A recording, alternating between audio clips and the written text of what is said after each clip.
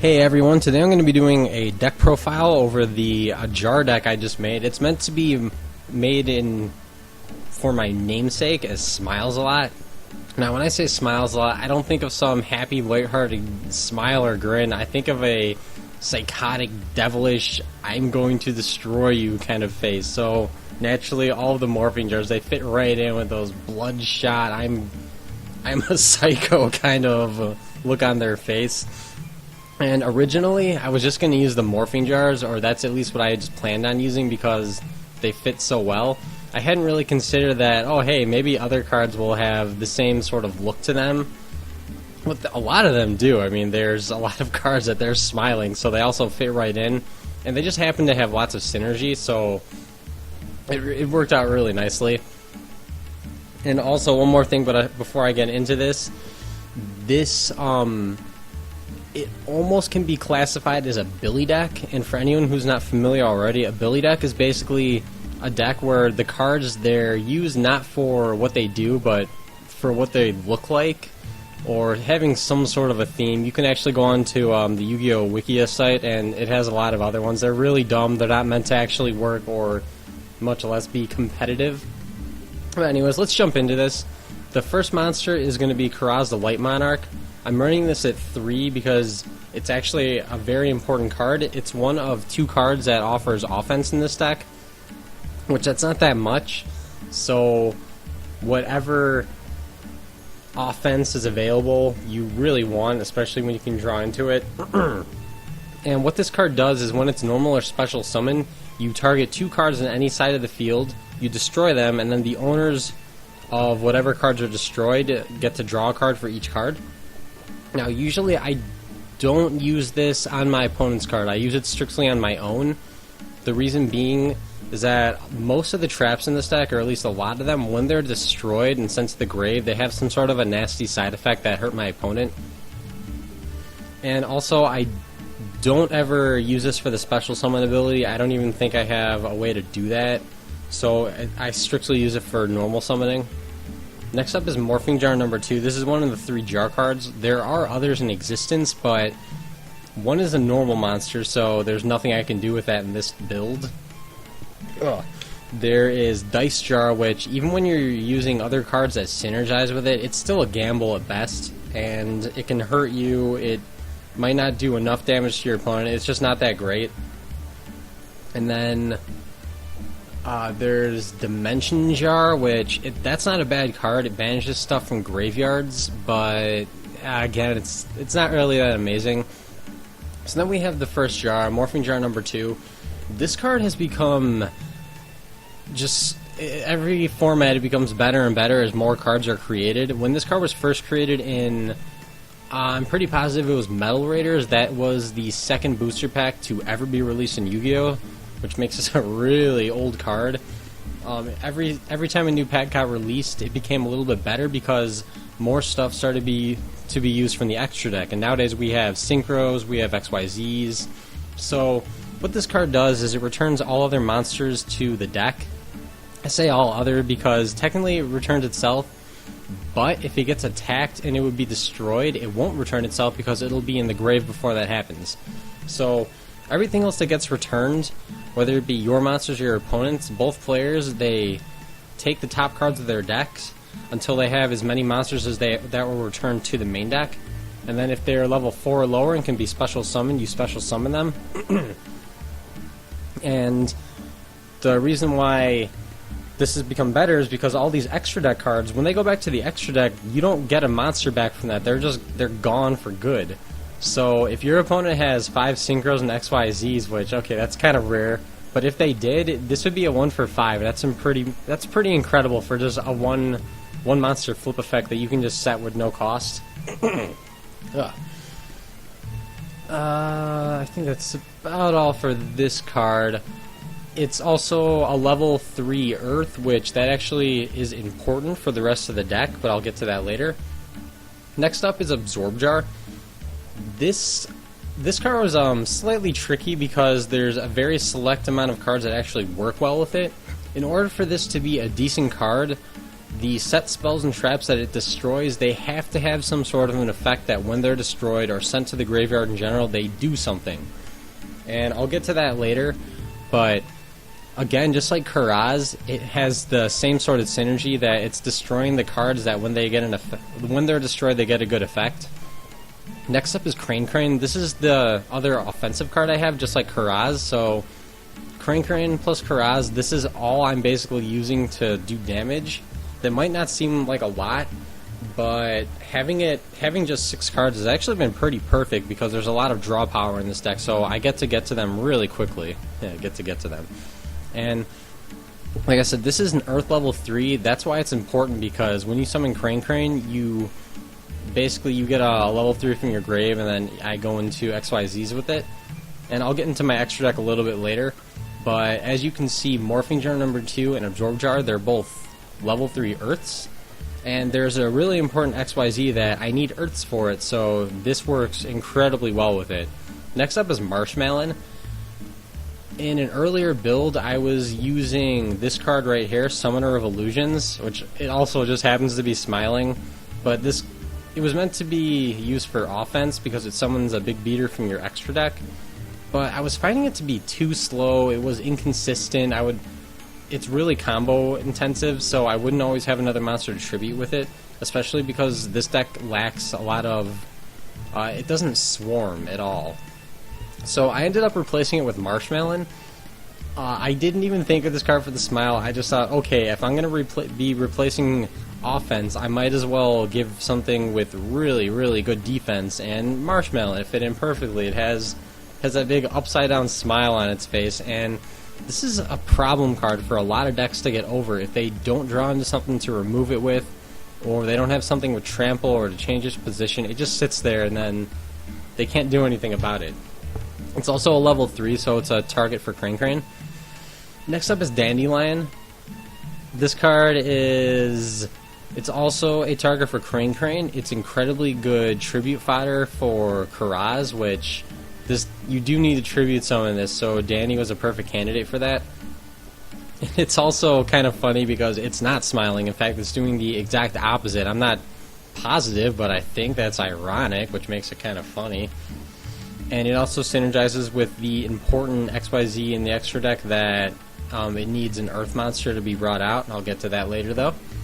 Next up is Morphing Jar.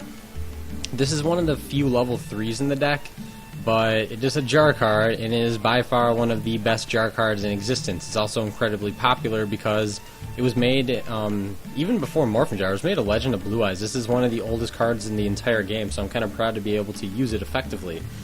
But back then, when good cards were made, they were made to be staples, and they fit in with basically anything you could use it fit in with basically anything you could use alongside with it. So, it's Morphing Jar. It's just flip, draw 5 cards. What's not to like about that? Then next up is Worm Lynx. Now, sadly, this card doesn't have a smile. It has a beak, so I can't imagine how it would do that. But this is one of the most important cards in the deck because it is the main source of draw power outside of Morphing Jar. Even though, one more thing about Morphing Jar, I don't actually use it that often. Even when I draw into it, I'll usually end up just holding on to it just in case my opponent can take advantage back, in which case, yeah, then I'll set this and use it. But a lot of times I'll have so much advantage that using this would hurt me and help my opponent, so I don't. So back to Worm Lynx. It is the main draw power. I run a bunch of traps that help stall and keep this thing alive, and what makes this card amazing is that its effect is never ending. As long as it survives on the field without getting negated, you will continuously draw cards during every single end phase, and that does include your opponent. So my favorite thing to do is you set this and Waboku. They try to attack into it, you activate Waboku. So cool, that gets flipped during your end phase, you draw a card. Or during their end phase, you draw a card. Okay, now your turn, you draw a second card. Then maybe you set another Waboku or Mirror Force or something else to stall, which that's practically always the case, or maybe they don't even have anything to attack with anymore. And then your end phase, you draw another card. Okay, that's 2. Then you protect it. Their end phase, that's 3. Okay, next turn, on top of your normal draws, now you end again. You just drew 4 cards off of a Lynx, and that's 1 for 4, and if you can continue protecting it, it keeps increasing. This is a card that your opponent absolutely needs to get rid of ASAP, but a lot of times they won't. Like, if they have a dark hole, they won't bother to waste it, even though they should. It's in a very... Once you have this out, it's... Your chances of winning just skyrocket. And that takes care of all the monsters in the main deck, so onto the spells. This is Storm. It's a very good alternative now that we don't have Heavy, especially because it synergizes with all the other spells and traps like Absorb Jar and Karaz the Light Monarch. So it destroys them and has other effects. So what this does is just destroys all spell and traps you control, and destroy as many spell and trap cards your opponent controls as possible, up to the number of your own cards you destroyed. I run a lot of spells and traps in this deck, especially on top of all the draw power. It's very easy to clear everything and anything that they have. I don't even run MST because of this. It's not necessary. Next up is Pot of Duality. This is... I had this in mind when I was thinking of the jars because it's a pot, which is, I guess, like a cousin of the jar. And not to mention both sides of it have that... One has the evil grin, the other just kind of has a smiley face on it. And it helps with, it's just a staple. It helps add some consistency to the overall deck. And then I had also decided on this too, but only if I was going to be running lots of monsters that had different types. And if you look at everything, it worked out really well because there's a warrior, the morphing jars are rocks, winged beast, fairy, plant, even a reptile. So this is a great card to not only recycle the limited beaters that are in the deck, but it's draw power. And because this deck it only has so many monsters that can attack, there's a lot of good opportunities to use this when you're not going to attack because you have to skip your battle phase. Now, that's all the spells. There's not many. There's only 6. This is probably the least amount of spells I've ever used in a deck before. But it doesn't really need any more than that. Even if they have something like a Royal Decree, it won't be helping them. So next up is Dark Coffin. This is another card that it just happens to have something smiling in it. And I would be running more of these, but... because I would love to be running 3 Dark Coffin, but it has this kind of weird thing about using it online that... You need this to be chained first, because when it resolves, your opponent chooses one of its effects, they discard a random card, or they destroy a monster on their side of the field. And something to note is that if they can't do one of them, like if they don't have a card in their hand or a monster on their side of the field, they can't choose that effect. So they can't just say, oh, well, I choose the one that I don't have anything of. That would make this card kind of worthless, but they can't do that, so it is a good card. And the thing that makes it weird, though, is you can't choose what order your cards are chained in like you could in real life. So if I do something like Storm and I destroy this, along with another spell or trap that activates in the grave... one sec, I need to clear my throat. Okay, sorry about that. So like I was saying, if you destroy this simultaneously with another spell or trap, like let's just say Wild Tornado, you want this to go off first and not second, otherwise, say they have a monster and... use Wild Tornado, which will destroy... It can also potentially destroy a monster. And then... So Wild Tornado goes first, and you say, okay, well, I target that monster. I'm going to destroy that because I have to, because this went off in the wrong order. Then they think, oh, well, you're already targeting that one monster, so I'll use Dark Coffin and target the same monster, and it becomes kind of a waste. Whereas if this goes off first, and Wild Tornado destroys the monster first... I think I said that wrong. This has... if you target a monster with this, and then there's only one target left for Wild Tornado. Okay, I hope you get what I'm saying for that. But, I lost my train of thought. Anyways, yeah, this card is just... It's best at 1, just so you don't really risk that too much. Usually when you only have one of these down, it seems to chain in the right order. Next up is Waboku.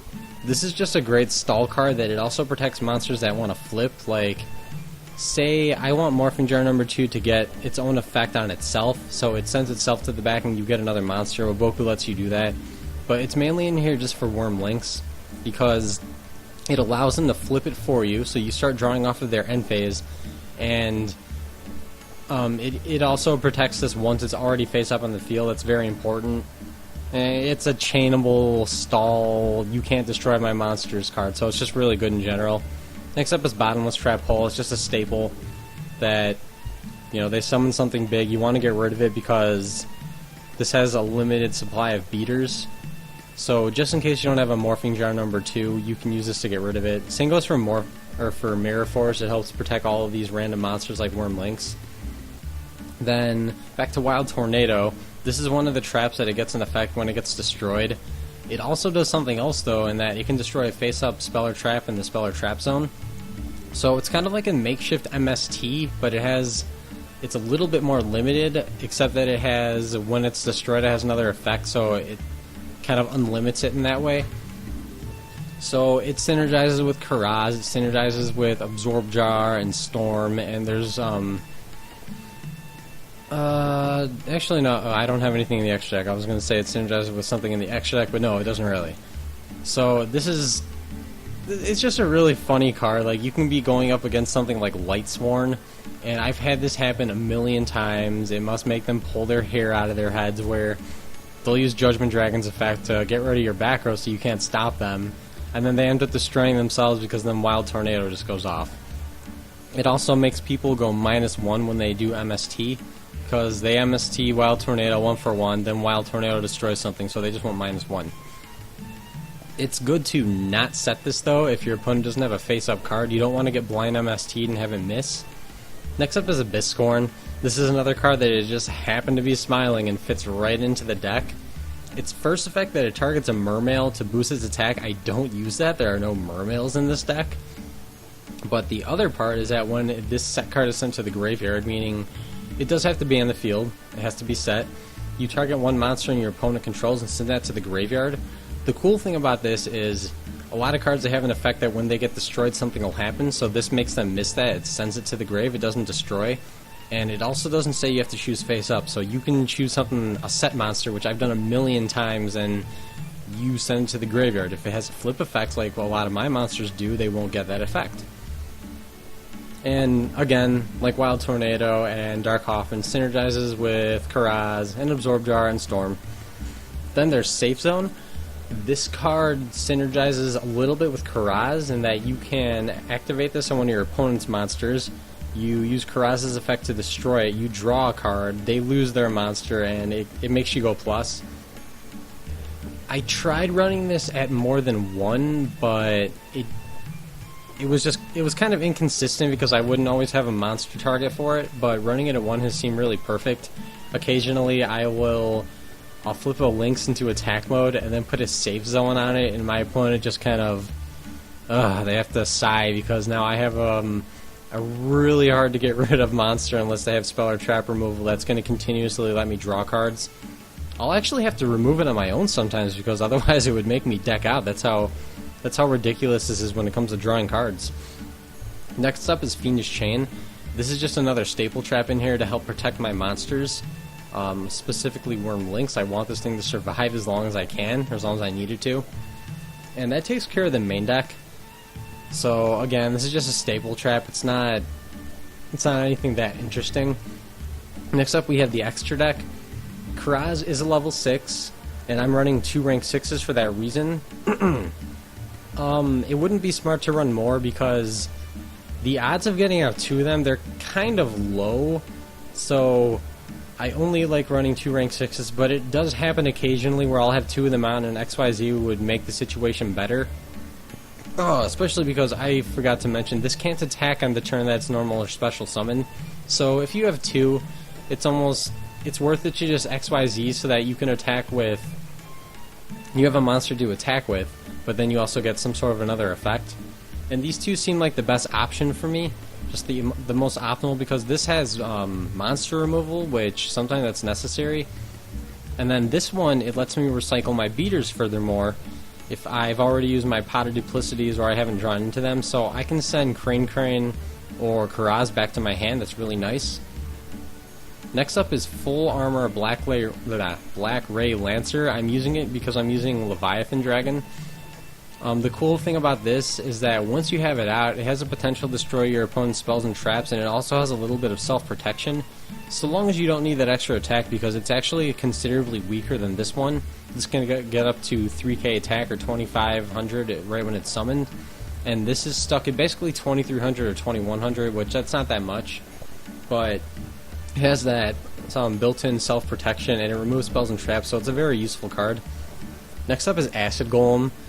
I can't even imagine running this in a deck that uses, or not running this in a deck that has a bunch of level 3 monsters.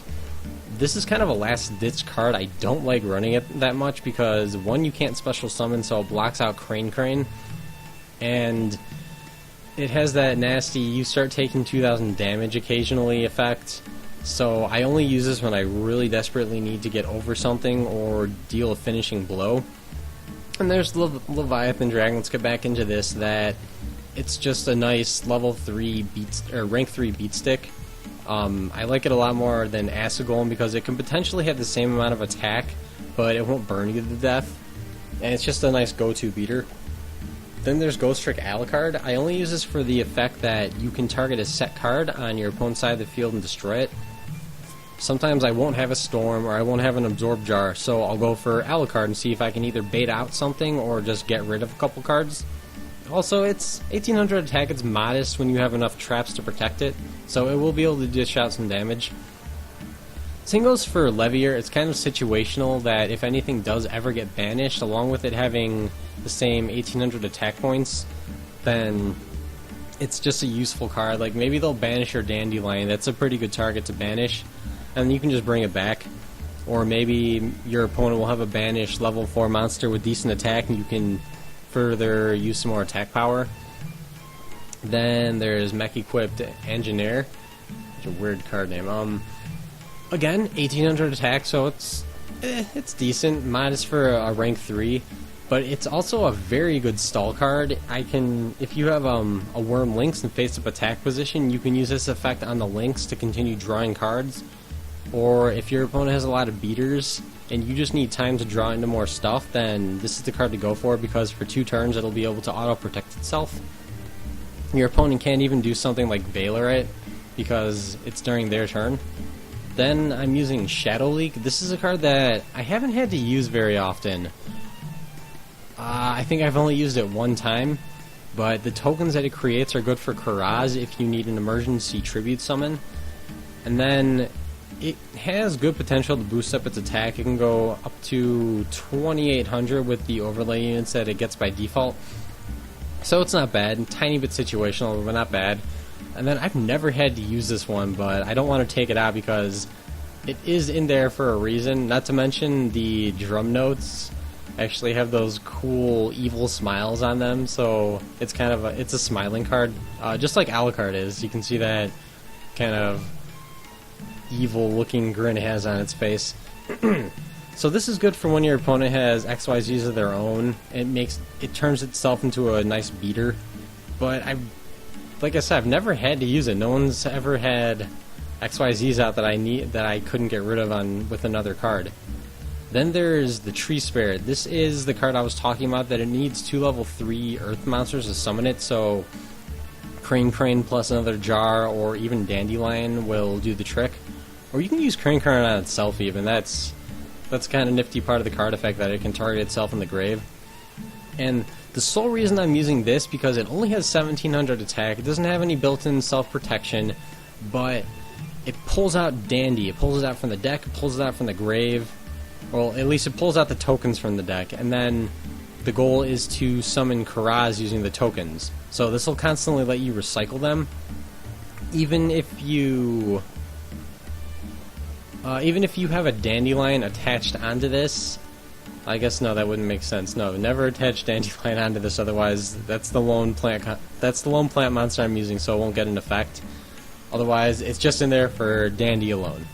And then finally, we have Wind Up Zenmains. This is just, if you're running level 3s, you might as well have this in the extra deck, given that you have room for it. It's just an overall solid rank 3 that you can use. It's a good defender, it can pop cards, and that takes care of the main deck. Now, this is not a side deck. Again, I didn't get around to making a side deck for this deck because nothing was obvious. I don't know what to side against for this. It's such a bizarre deck that no one has really ever used that I don't think anything directly counters it. You would think because there's a lot of traps that a Royal Decree would counter, but no, I don't activate these anyways, so no reason to side against a Royal Decree. I don't know, nothing really jumps out at me. So I'll leave that up to you guys if you want to have a side deck or not.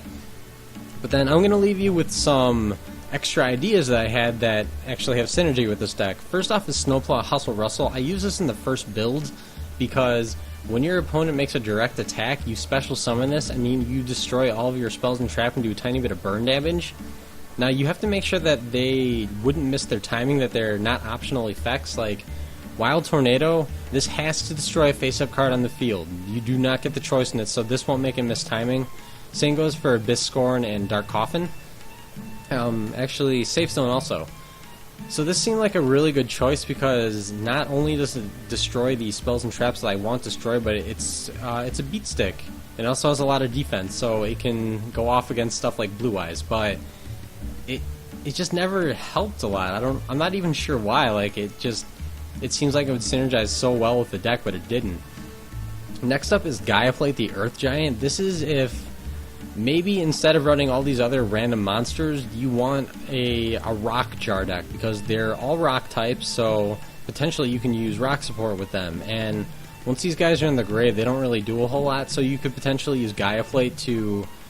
There you go, you banish 2 jar monsters and you have a beater. Next up is Summoner of Illusions. Like I mentioned previously, I did use this in the earliest build, but it's too slow. You need another monster out in the field, and if your opponent is smart, they'll get rid of it so you won't be able to summon anything. Otherwise, its goal is you summon the fusion monster called Gaia. You know what, let me pull that up really quick to explain this thing's effect. The goal is to special summon Gaia Drake, the Universal Force. I had this card in real life with the same combo. It's pretty lousy when you get it off. It's very simple. This card cannot be targeted or destroyed by effects of effect monsters. So, when you special summon it with Summoner of Illusions, it won't get destroyed during the end phase because Summoner of Illusions can't destroy it. So you have a 3500 beat stick that, when you run it against something like a Lightsworn or Chaos Dragon deck, they lose.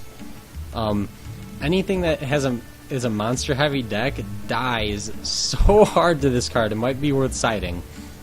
Then there's Spare Cretin. This card wasn't horrible by any means. It did work from time to time, but there were also a lot of times when it just wasn't helpful and ended up hurting me because it gives my opponent a monster back too.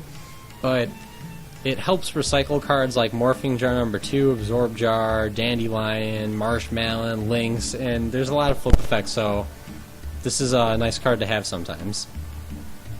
Next up is Rockfall Area. This would go in line with Gaia because these are rock cards, so if you want to make a rock theme deck around jars, I think that would potentially be a workable idea. So you use Rockfall just to protect them. And it also gives more material for plate to remove. Next up is Threatening Roar. I used this in the first build too until I decided I would rather be using cards like Mirror Force and Fiendish Chain and Bottomless to, instead of just stall my opponent's attacks, I would rather get rid of the monsters before they can attack. And that's worked a lot better. I still use Waboku because it lets this thing start going off ASAP, whereas Roar, it doesn't let them attack in general. But it's still not a bad card if you're looking for more stall power, you could always side it. Then there are these last 3, they are destructible trap cards. First one is Statue of the Wicked. My first thought was, hey, I could destroy this, get a token, and then I could tribute summon Karaz using it, but you only have 3 Karaz, and it became really situationable and combo reliant, so it wasn't very good. But if anyone were to ever make a build with more tribute monsters or maybe more monarchs, this is a good card to keep in mind. Then there's Blast with Chain. The problem with this card, I didn't actually put this into the deck, I just kind of thought of it. It still has potential though. If you use more offensive cards, this would be good, but the problem is that I don't usually have enough monsters face up on the field that I actually want to give an attack boost to, or that I'm even able to equip it to, because this gives 500 points to an equipped monster that you choose, and then when it's destroyed, you target a card on the field and destroy it. Now that second part is a great effect. It's very nice to have, but it's so hard to actually get out that I never... It just didn't seem like I'd ever be able to use it. I haven't tried it, but I'm pretty positive that I'm right that I wouldn't be able to. You would need to be using a lot more monsters that will stay face up in the field. And then finally we have Pole Position. I would honestly use this at 1. I wouldn't use 2 or 3. 1 seems like a good amount, because when it's destroyed, you destroy a face-up monster with the highest attack on the field. That's just, it's kind of a gambly effect, because this does summon beaters, so you could occasionally not be able to use this. It would either be a dead draw, or if it's already active, suddenly it becomes a liability. But that is a jar. I hope you guys enjoyed. If you try it out, I hope it does well for you. If you have any questions about the deck, feel free to ask. I'll try to answer any questions to the best of my ability. Otherwise, if you enjoyed this deck profile, please comment, rate, subscribe, and stay brutal.